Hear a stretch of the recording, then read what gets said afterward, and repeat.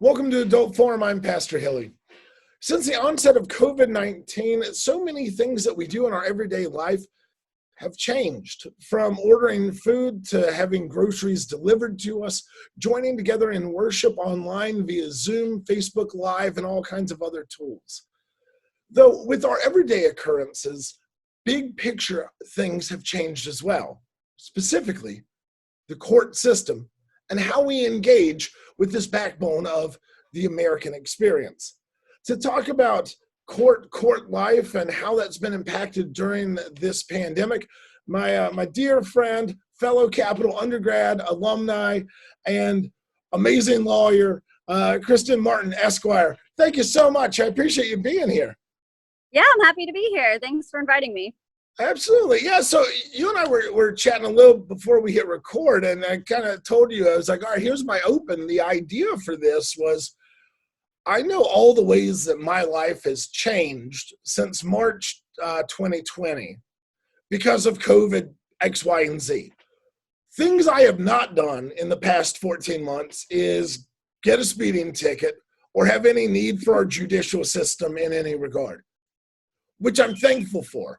But I have to assume that there's been a lot of adjustments made, especially with social distancing, and like there has to be ripple effects on that. And so to just jump into this, like give me an overview. Like how is like the court experience changed in the last year or so? Well, it's changed dramatically. So as of next July, it will have been the 10th anniversary of when I took the bar exam and I got sworn in that fall. So as somebody who's practiced for about 10 years now, I can tell you that this year has been unlike any that I've ever seen, and I've been a trial attorney for most of that time. Now I know that a lot of different courts have handled things in different ways, even in our own state from county to county. I can tell you that a lot of courts did what our court did, which is they basically stopped all proceedings that weren't emergent in nature. Not every court did that. Some continued on carrying Zoom meetings. Ours, so just by way of background, I currently prosecute child abuse and child neglect cases. And these are my own personal thoughts, not the thoughts of my employer. Right. Just to get that clarification out there. I'm sure they'd want me to. But our particular judge, a juvenile judge, he actually canceled all hearings for the first month or so that March when we entered into a shelter in place. And then slowly over time, we got kind of the means to do meetings virtually via GoToMeeting. And so if it wasn't a trial, we were doing them by Zoom. Or if they were uncontested trials, we might be able to do them by Zoom, wherein the parties just basically were logging on to say that they're in agreement with everything. If we were having a lengthy contested trial, we still had to do them in person, but he wasn't even scheduling those for several months out. So that was a massive change from what we were used to, especially because my particular court, they tend to hear cases much more frequently than a lot of other courts I've practiced in. I know that Franklin County, for instance, also went to Zoom meetings at some point, and actually are still doing Zoom hearings even up to this point right now. My particular court has resumed in-person hearings for all hearings. They are still making accommodations for witnesses and other people if they want to participate by Zoom, typically due to distance or illness. We did see a fair amount of our local bar get COVID, and that definitely involved a lot of continuances of trials there for a while. Yeah. And then also there's the infrastructure changes. The courtrooms suddenly look a lot different. They have plexiglass dividers. They have face masks that they're required. They have plastic covers on the chairs. The tables are much more distant so we can get less people in a courtroom. All of these things have really been a significant change for all of us that are used to practicing on these things day to day. I will say that it has been a particular struggle, I think, for some of the smaller, more rural counties who didn't have an e-file system in place. For instance, our county, we started emailing the clerk's office to file documents because they were trying to minimize people doing in-person filing. The problem with that, though, is that, with more technology use and depending on the knowledge of your own staff, sometimes that can result in oversights and misunderstandings and things not being processed as quickly as they're sent. You take something to a courthouse and ask them to stamp it in, it gets that time and date stamp right then and there, and it's filed. You email it, they might not see it for an hour or two, or even till the next day. And if you have a filing deadline, that can obviously cause a whole set of implications. Yeah. But really, so I would say almost every aspect of being a trial attorney these days has been reworked and reimagined. And as you tell me that, again, I never even thought of this. I remember when we had switched over to worship being on Zoom instead of in person. And there was one day that I shared screen because we record our organist playing the hymn of the week, if you will. And I hit screen share, and then I hit mute because I knew I had to do something in the background, right? So I'm showing this video that nobody can hear because I'm muted, which at the end of the day, everybody's like, all right, that's fine. But there are literally no legal ramifications of that. Right. And muting has been a really difficult thing, especially. There's a lot of interesting things that we've been seeing during video conferences and video hearings, but people really struggling with audio and video has been paramount. The particular software we use is not Zoom due to there were some security concerns early on about the stability of Zoom. So they contracted with some different software that was supposed to be more secure. To my knowledge, we never had any issues with that, but there were a lot of people who weren't familiar with it, myself included, and it sometimes would function differently on a phone than on a laptop. It had audio call-in options if you couldn't get the video to work, but sometimes you thought your video was working and you didn't realize that they couldn't hear you on the other end. There were issues where if people were in the courtroom, say like a handful of people were in the courtroom, and then there were the participants who couldn't come in person by GoToMeeting, microphone issues that they encountered that had to be solved. And above all that, you also still had people who did not understand what a mute button was, how to use it. Led to some interesting gaffes, that's for sure, where people thought that they were muted or maybe didn't realize that they were supposed to be muted and were making commentary about what was going on. Oh, yeah, no. that got interesting. Sorry. Wow. So yeah, it's all and like as a trial attorney, like there's a live environment that you're used to practicing in, you know. Just like with what I do, you know, it took me a while to kind of mid-course correct, because I find that as a writer, if I'm writing and I know that I'm talking to one camera here on Zoom, I almost write with a different cadence because I don't have the environment, the paradigm is shifted. That's totally different. Do you find your own practice like shifting? Was there a little bit of like trying to get in the saddle in a different way where you were at home at a phone? So, and there was a period of time where we were working from home. Now, we have been back much sooner. Our county decided that we needed to be back in the office sooner than a lot of other places have. I think Franklin County is still working from home, and I think Fairfield County's JFS just brought them all back, and ours is coming back in June. But for our prosecutor's office, we've been back for months, and just socially distancing in the office as best we can, wearing masks when we're not in our own private office space, that sort of thing. So just the paradigm of existing as an attorney in an office environment is very different, but then applying that to a trial setting is if I would say more so. There's a level of, I think, almost majesty about a court, especially in an older courtroom building. There's something imposing about it that I think kind of humbles a lot of people, especially if they're there for, you know, they're not there for professional reasons. They're there because they're a defendant. I think some of that gets lost when you move to a virtual setting. We definitely saw a lot of families on our cases behaving much more casually than they would have in a courtroom. Wearing clothing that maybe wasn't as appropriate. We had one who remarked that he loved it because he could keep doing his laundry while we were in the middle of a hearing.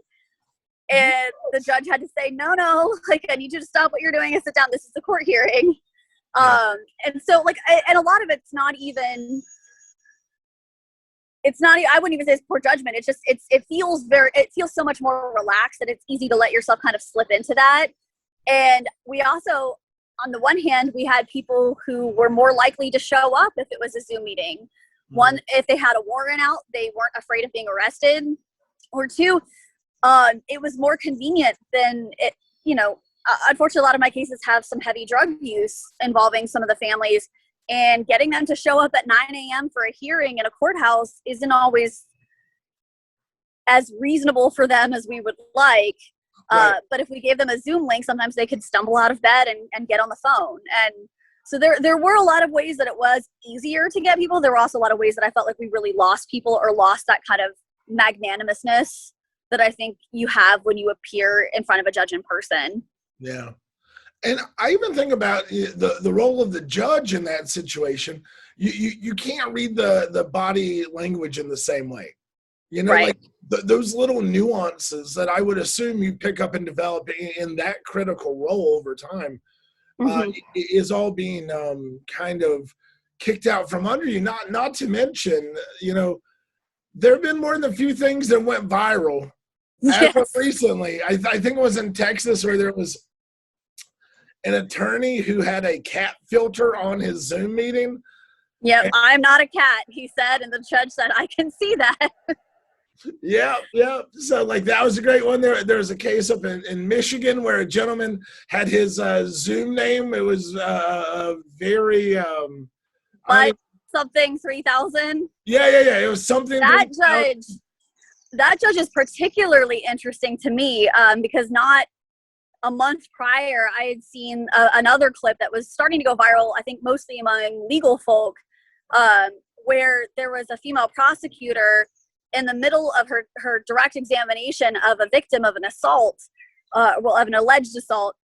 And at some point, she got hip to some clues that were being sort of physically displayed on the video and was able to send local police out.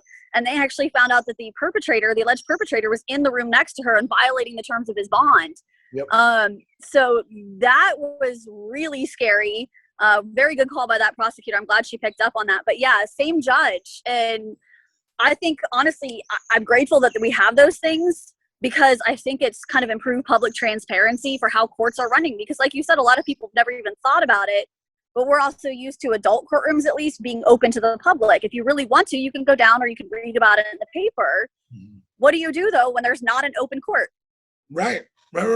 And is there, when you talk about an open court or open access to that experience or those records, how is that translated in this Zoom world, right? Are all court cases recorded? Are those made available? Are some, what does the back end of that look like? So because I practice in juvenile court, our court cases are not actually open to the public because everything is so much more confidential. So it hasn't really impacted me personally very much. Generally, as long as you are either a party or someone who has a similar role in the case, or even if you're there to provide support, the judge makes a judgment call at that point whether or not to let you in on our cases because of the confidential nature. Mm-hmm. Adult cases, though, are a little different. They tend to have open galleys where people can come in and watch trials. When I was a young attorney, not to say that I'm an old attorney now, but when I was younger, when I was still in law school, it was really interesting because you could actually go, if you were working at the courthouse, kind of pop in and observe trials and just kind of, try to learn from what was going on. Mm-hmm. I honestly don't know how a lot of places are doing it now. I would imagine that there's a public safety justification for closing the court. I know that our cases are recorded audio-wise, and when we were on GoToMeeting, they're also recorded via GoToMeeting. I know that in common pleas court with jury trials, they typically have a stenographer as well as a recording device available, and all of that is typically done just for the purposes of appeal. Right. I would imagine that there is something going on with that as far as making those available to the public. I just honestly don't know what it is, and right. I'm sure that every county is doing it differently at this point too. It's funny that you mentioned, or not funny, it's fascinating that you mentioned the stenographer, because I was thinking about the role of the stenographer and the role of the courtroom illustrator. Mm-hmm. And with these kind of Zoom-based virtual courtrooms, due to the fact that we have primary recording of everything, are those two positions kind of being pushed the way of the buffalo a lot faster than might have been? I honestly don't know. I would say I think if they're still doing them in person, most places are still probably utilizing a stenographer. As far as an illustrator goes, those are typically people, I think, in the media that are permitted access to the court. I don't know what restrictions they've made, if any of those. I also know that a lot of courts were continuing out their jury trials as much as possible because they didn't feel that they had the infrastructure to support it. And then once they resumed doing it, in our case, we had some trials where there were just a significant number of parties off site. So we were actually renting out spaces and lugging the recording equipment and setting up basically trials in community resource centers that were permitting us to use them and closing them to the public while we did. Yeah. So it's been really interesting. I actually am really curious to see what comes out of this, because I also think that one of the primary issues in some courts where they've made the call that, no, we're not doing anything in person, we're doing everything by Zoom, even highly contested trials, if they're even having those, there's, I think, a lot of argument to be made by defense counsel for potential confrontation clause issues under the Constitution. There have been times where courts have permitted, under certain circumstances, to allow somebody to testify under different conditions. A lot of times those are people like children who are victims of crimes, where it may be of particular trauma for them to have to face their accuser in open court. So they may be able to have a screen or a person blocking their view while they're testifying. There's a lot of different ways that courts can try to accommodate that, but there are also a lot of times where they just make the victim go ahead and proceed at like any other witness would, where you're in open court and you're subject to cross-examination and you're looking right at the person that you're accusing. So I think we're going to see a fair number of appeals at some point, depending on how many of these trials have been going forward, based on those confrontation clause issues. And I honestly don't know what to expect from the appellate courts as far as how they're going to treat those. I do know that the Supreme Court of Ohio, and especially the Chief Justice, has been kind of a constant presence during COVID. She's been sending out emails. She's been sending out guidance. At one point, she actually wrote a letter to Governor DeWine when vaccines were becoming available, really advocating for court staff and especially public attorneys to be in that first wave of people getting vaccines, or at least the second wave of people getting vaccines. Right. But it's just going to be one of those things that I think we're all going to have, to use a bad phrase, trial and error. I think people are definitely going to use that as a reason to appeal, and how we'll just have to keep an eye on what happens. Yeah. And I want to come back to this topic of like what you would like to see happen in the future. Like, you know, if you were the kingmaker, like what would your future look like? But before we look to the future, let's talk about all the things that happen before we even get into court at any given time. And again, I think about watching like Perry Mason when I was a kid with my parents, that sort of thing, right? And just my really limited understanding of jury selection and all that sort of thing. And then you select the jury, and then the jury sits in the penalty box. If the jury box, you will use the correct language. I will make jokes. But like, how has that changed when you talk about jury selection? And then, you know, do all the members of the jury, like, are they black boxed on Zoom? Is it gallery view? Does it matter? Like, So I don't know about virtual jury trials. I think a lot of places, at least in Ohio that I've heard about, are trying to avoid doing a virtual jury trial. But I did actually read earlier today some interesting guidance that the Supreme Court shared, the Supreme Court of Ohio, I should specify, shared, and I believe it was national guidance that was talking about, especially now with respect to vaccines. So from what I gather, there's been a fair number of community members who were included in the pool of potential jurors who then asked to be excused because of illness or COVID-related conditions, either that they were quarantining or that they were sick or that someone they knew were, or that they themselves were at a high risk for contracting COVID and getting severely ill or passing away. The guidance said that, you know, now that the vaccine is more widespread, they're expecting to see less of those as excuses from people who want to, or who believe that they're not really qualified or shouldn't be a juror. Right. The curious thing that I thought is where it was addressing how to approach the topic of vaccines with jurors. Because the CDC guidance is still saying that if you're indoors and people are unvaccinated, that you need to be distancing, that you need to be taking all these precautions. A lot of the jury boxes that I've seen have plexiglass dividers.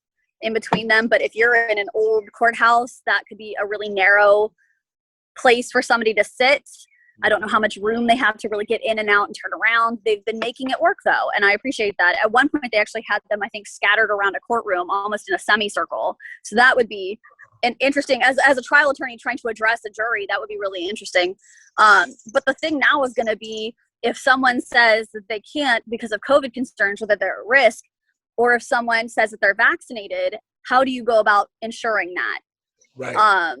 Because HIPAA doesn't necessarily apply to state courts, but and traditionally, if you're going to be excused from being on a jury because of a medical reason, they ask you to provide some sort of documentation demonstrating that.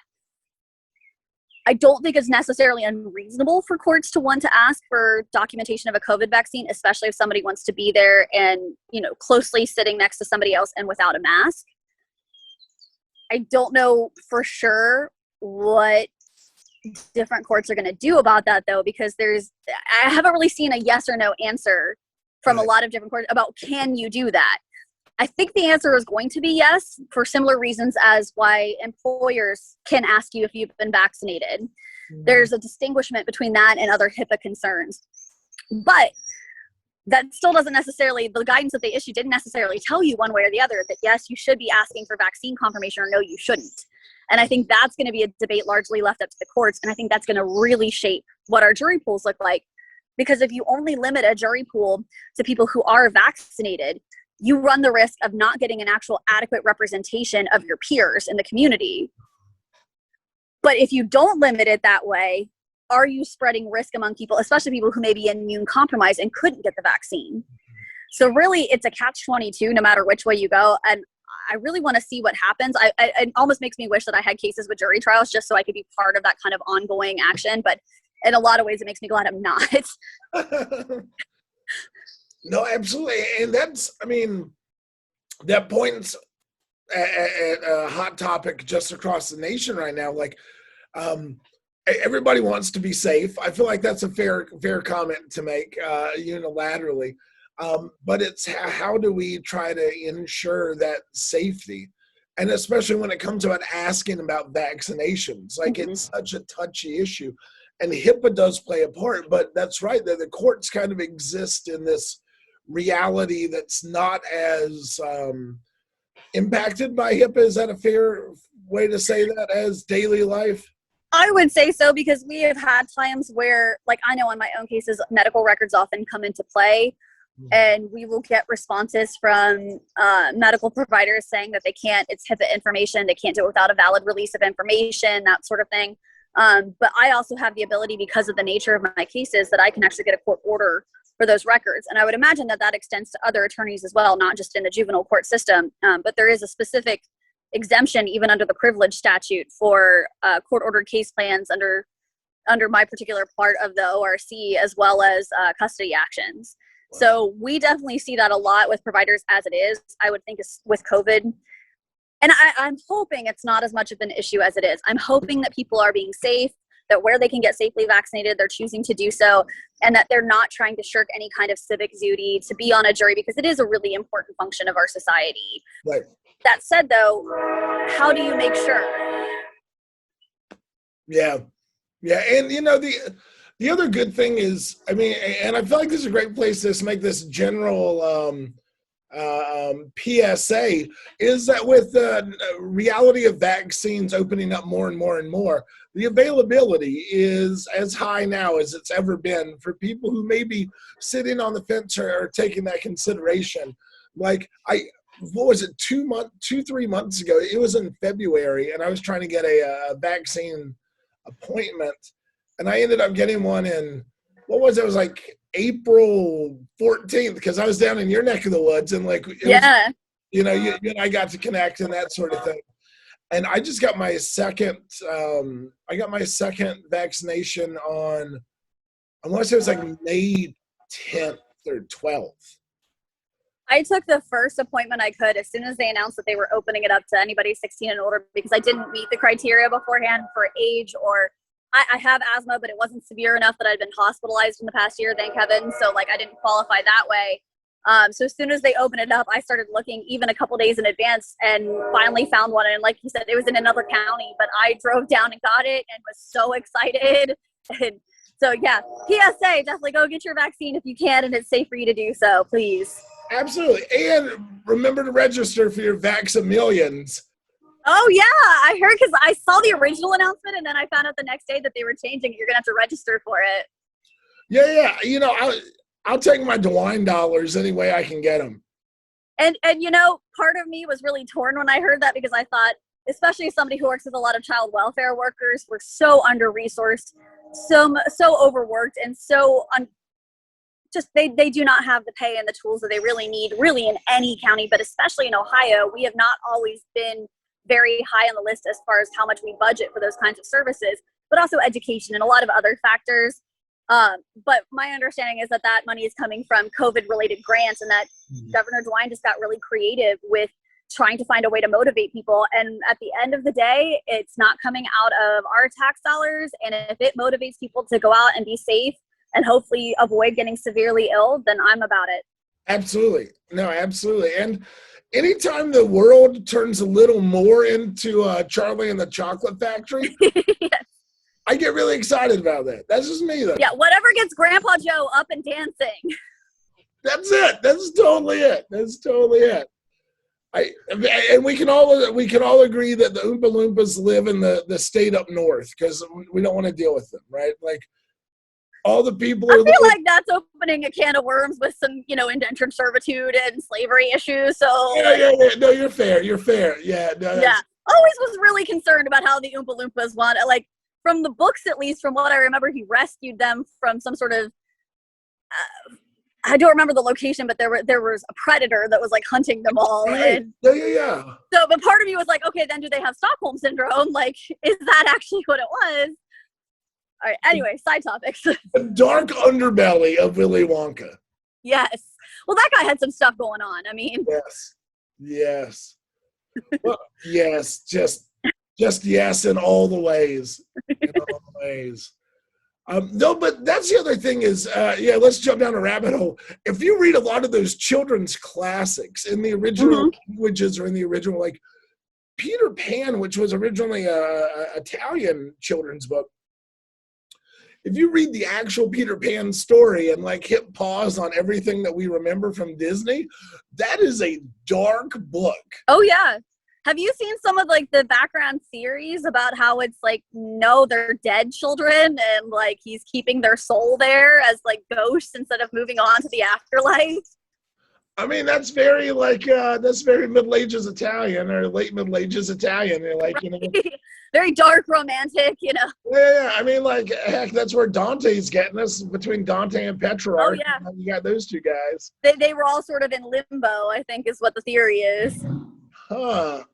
Yeah, there's a lot of really interesting theories out there these days, and as somebody who loves to read, it also makes me sad sometimes when I read them, but there are other times where you're just like, man, that makes way too much sense to be a coincidence.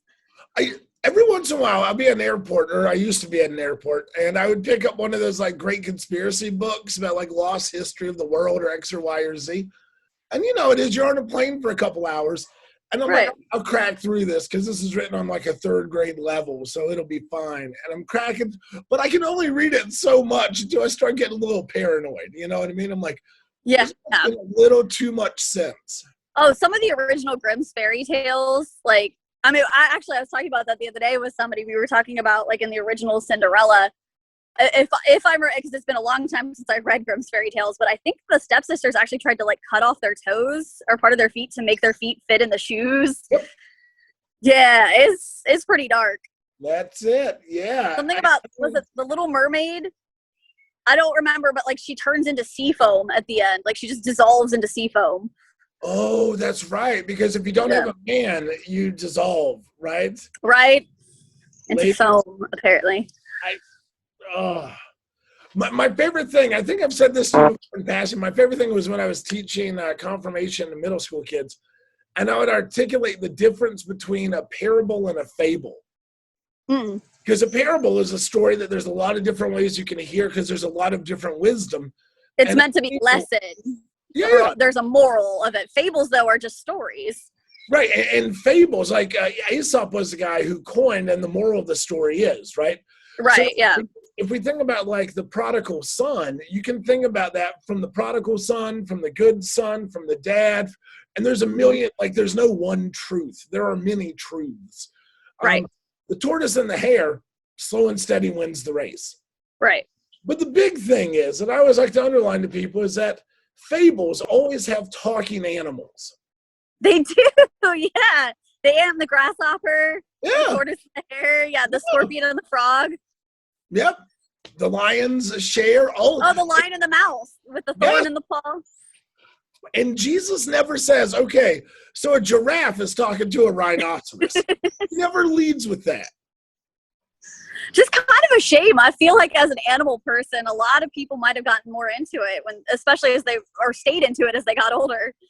No, my favorite story to tell about myself, wherein I am the fool, is I was reading the Gospel of John during Good Friday a couple years ago, and I had this book light. I have it right here. I have this little bitty book light, which was made to put on like a R.L. Stine book or a Beverly Cleary, some kind of mass trade paperback. So it only gets you to about here.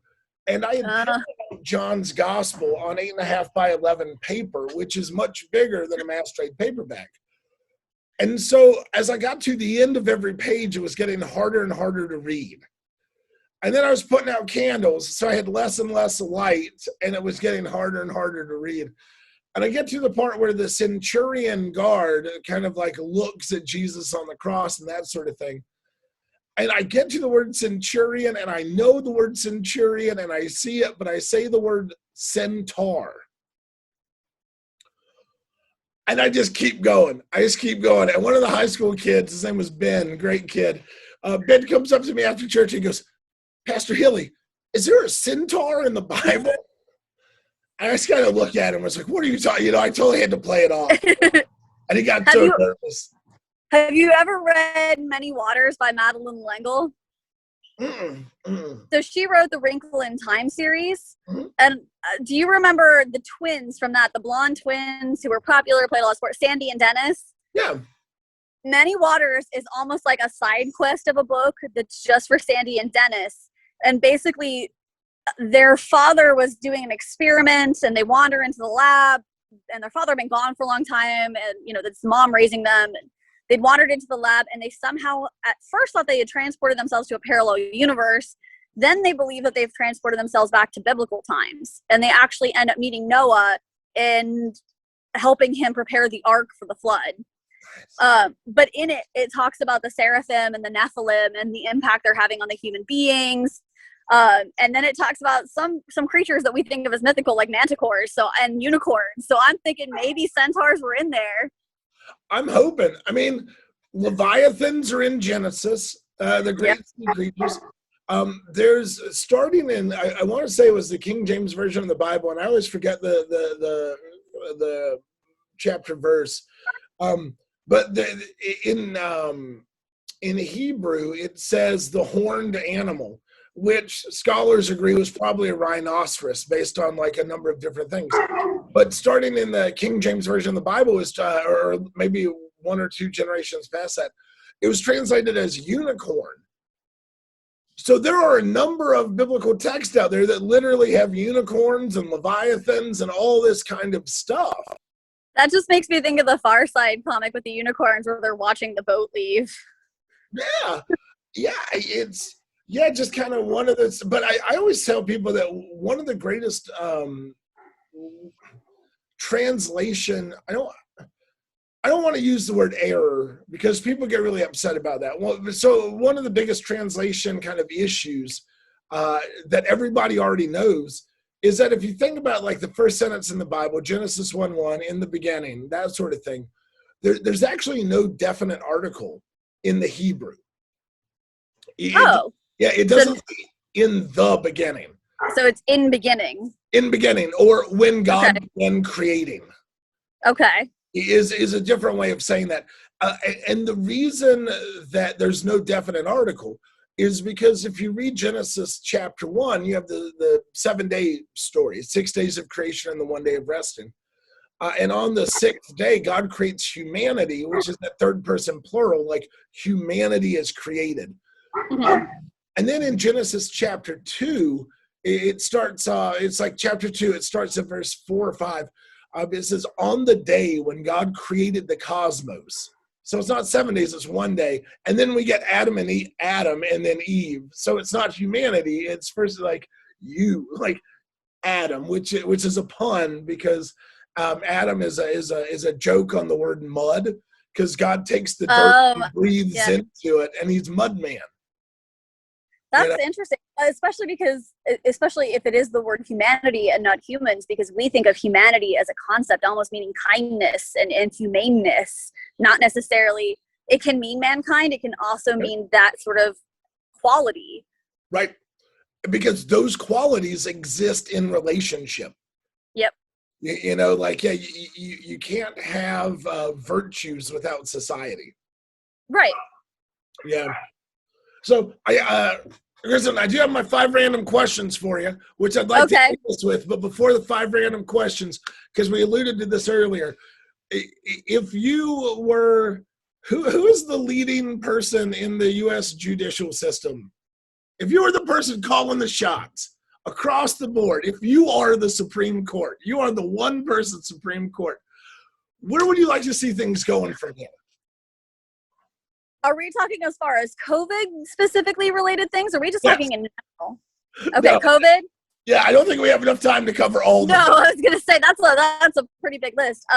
With COVID, then I'd say I think that this has all taught us a really important lesson about reasonable accommodation, but also about the need to stay up to date on our technology.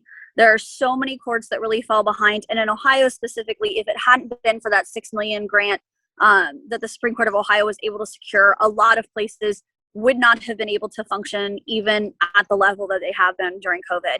And we are dealing with people's constitutional rights. And that is something that is paramount to what we do day in and day out. And so I think, to me, it would be finding ways to get creative to make sure that people can still do their jobs, but also not settling for what we've always done before, really trying to make a push to not only understand, but to utilize technology where it works, and to use it efficiently and wisely. Because I think also sometimes we have a tendency to rush into new technology, and then we find out issues like with Zoom. There were a lot of places using Zoom, and it was much more easily hacked initially. They had to make a lot of modifications for their own security.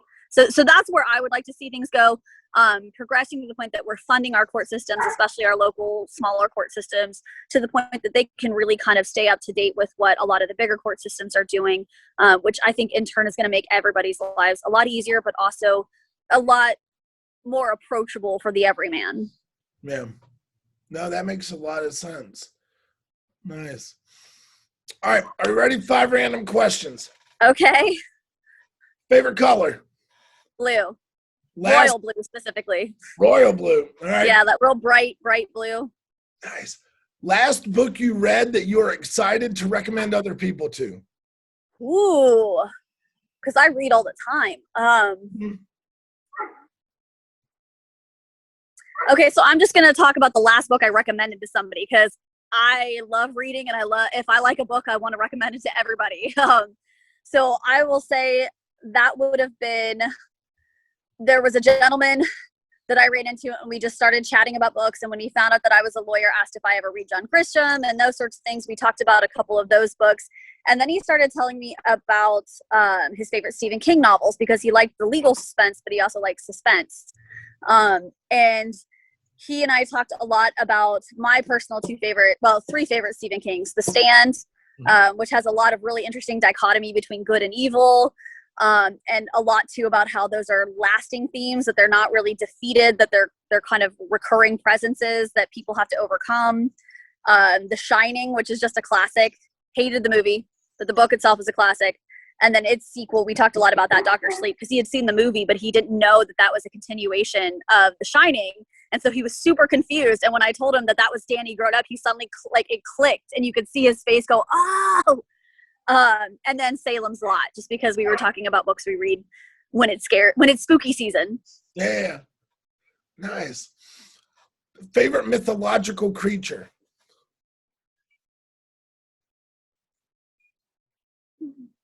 Probably either a griffin or a sphinx. Nice.